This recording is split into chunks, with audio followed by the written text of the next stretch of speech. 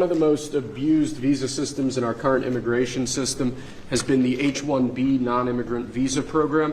This is supposed to allow highly skilled laborers who work in fields that Americans don't work in to come into the United States of America.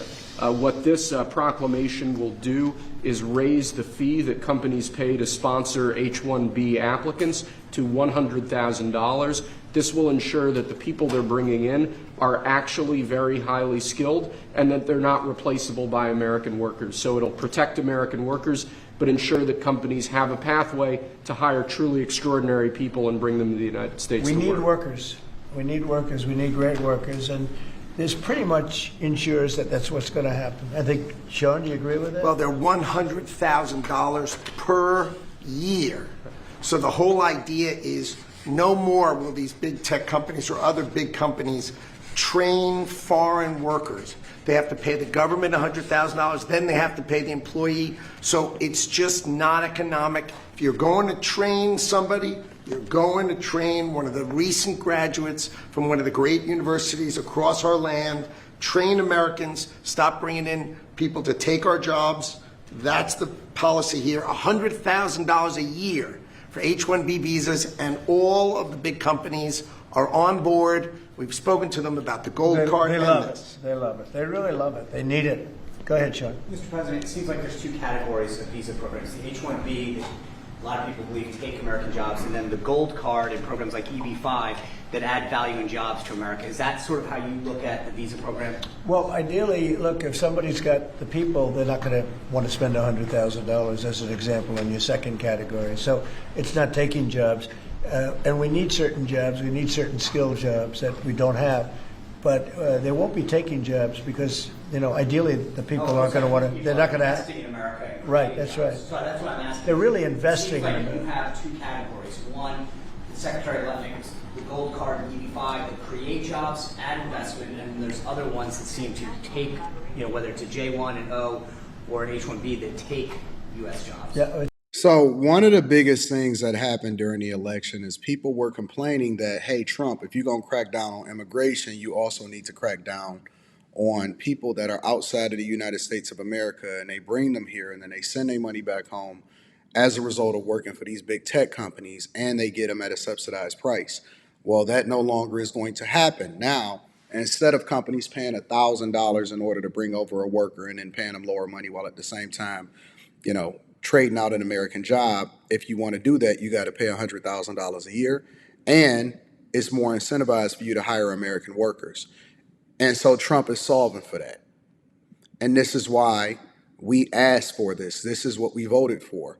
Promises made, promises kept. To be honest with you, if you just want to be absolutely transparent, I believe that one of the reasons why it took this long to happen, and I'm just going to be honest, is because maybe Elon Musk also had Trump's ear, which we all know that Elon Musk runs several different companies that are technology heavy in focus.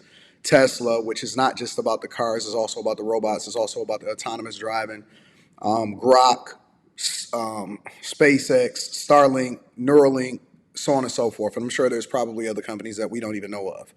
But the point is that is it more, if you really need this guy, if you really need this skill set that you just can't find in the United States of America, then you don't mind paying a price, right?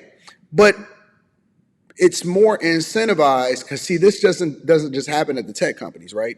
This happens across the board. It happens at banks. You remember, I worked in the technology department at several different locations, including universities, banks, so on and so forth. And so what happens is it incentivizes tech companies and companies in general that if you are going to hire somebody to fill a position, then you need to be looking here in America instead of looking outside of America. And so that was one of the heavy criticisms and points that people were making against the Trump administration during his election cycle, during the second election cycle. And so this effectively solves for it. So now you know it's not just about removing illegal migrants. It's not just about the big tech companies getting all of the accolades, because he just had the tech dinner. He just met with him again, overseas.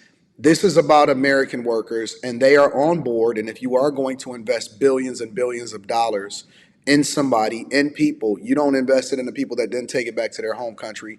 you invested right here inside the United States of America. Let's hear more of what Trump got to say. It's pretty correct. I mean, I would say that's a correct assessment. But the main thing is we're going to have great people coming in, and they're going to be paying. I mean, it's wonderful to say, oh, gee, we took in 25 million people that, look, many criminals, jails were opened from Venezuela, from many other countries, and they were let out of jail and poured into our country, our poor country, how it suffered with this stupid president that we had and the stupid people that surrounded him right around this desk, these liberal, crazy people that have destroyed, they could have destroyed. If we didn't win this election, our country would have been dead. Our country was dead. Think of it, and I've said this, man. The king of Saudi Arabia said, your country was dead 1 year. They thought it was dead. This country couldn't have survived another year of those people running it. And now we have the hottest country anywhere in the world. Think of that. And this is going to help. And we're taking in hundreds of billions of dollars. This will be taking in, the gold card will be taking in hundreds of billions of dollars. And companies will be able to keep some people that they need. You know, they need people of expertise, great expertise. And I think it's going to be a fantastic thing. And we're going to take that money and we're going to reduce taxes. We're going to reduce debt. We have a very, very strong country. We assuming everything works out great with the lawsuit that we have a lawsuit that's inspired by foreign countries that ripped us off for 25 years. But assuming we win that, we hopefully win it. It's in the Supreme Court of the United States. We have a country that no stopping us. We're rich, we'll be rich. We can take care of poor people. We can take care of our military. We can take care of everything. We can take care of beyond the country. We can help take care of the world. That we don't, it'll just be the same struggle that we've had for years where other countries charged us tariffs and they ripped us off. Our country has been ripped off more than any country in the history of the world. And now we're doing what we have to do. We're taking in billions and billions of dollars at levels that nobody has ever seen, trillions of dollars. And we're using it to reduce debt. We're using it to reduce taxes. The great big beautiful bill is a big tax reduction. It's being paid for by the tariffs, and people are paying a lot less money in taxes. They're being, think of it, no tax on tips, no tax on Social Security, no tax on overtime. It's an unbelievable phenomenon. It really is. It's the golden age. We're making it the golden age. Without the tariffs, it would be impossible. And China, for years, charged us tariffs, and they continue to do it, and so do other countries. Most countries, they charge us. They were ripping. Look, the European Union, as you know, I get along very well with them, but they ripped us off so badly. Nobody's ever seen anything. Now, the European Union is paying us $950 billion, and they're paying us $750 billion to buy our energy, and they're okay with it. They signed the agreement. You know, it's not like anybody forced them to do it. They're okay with us. Tariffs are making our country very rich again, and we'll be able to take care of our debt. We'll be able to take care of our taxes, lower taxes. We'll be able to take care of Medicare, Medicaid, Social Security. We're going to be a rich country again. Without tariffs,